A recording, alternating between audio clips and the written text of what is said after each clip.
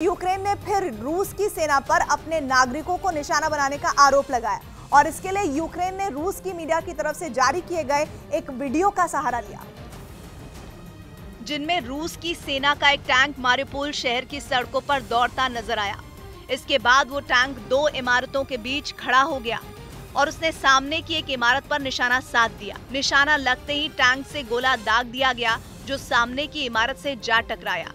जहां गोला टकराया, इमारत के उस हिस्से के परखच्चे उड़ गए, लेकिन रूसी सेना का टैंक रुका नहीं, बल्कि उसने कुछ ही मिनटों में उस इमारत पर एक के बाद एक कई गोले दाग दिए। हालांकि रूसी सेना ने टैंक से जिस इलाके में हमला किया, वहां दूर दूर तक की सभी इमारतें पहले ही तबाह दिखाई दी। लेकिन यूक्रेन ने रूस की मीडिया की तरफ से जारी किए गए इस वीडियो का सहारा लेते हुए आरोप लगाया कि इसी तरह के हमले रूस उन इलाकों में भी कर रहा है जहां नागरिक अपनी जान बचाने के लिए छिपे हुए हैं।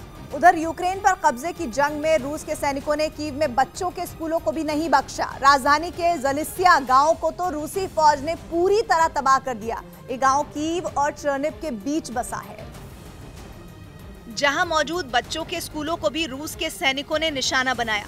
ज़लिस्या गांव की जो तस्वीरें सामने आई, उनमें छोटे बच्चों के स्कूलों की इमारतें भी हमलों में नहीं बची। किसी की केवल टूटी फूटी छत बची, तो किसी की बुरी तरह तबाह हो चुकी दीवारें। यही नहीं, उनके खेलने कूदने के मैदान में रखे उनके झूले भी जंग में स्वाहा हो गए। केवल एक दो नहीं, ज्यादातर स्कूलों का यही हश्र हुआ।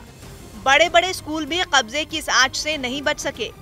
सामने आई तस्वीरों में स्कूलों में खिड़कियां, दीवारें और छतें केवल नाम की रह गई। इमारतों पर छपा धुएं का काला रंग ये बयां करने के लिए काफी दिखा कि जब हमला हुआ होगा तो हालात कैसे रहे होंगे। न केवल स्कूलों की इमारतें युद्ध की भेंट चढ़ी, बल्कि उनके बाहर खड़ी बसें भी, वो बसें जो कभी बच्चों को घर से स्कूल लाने और वापस छोड़ने का काम करती थीं। उस गांव में चारों तरफ इसी तरह के हालात दिखाई दिए।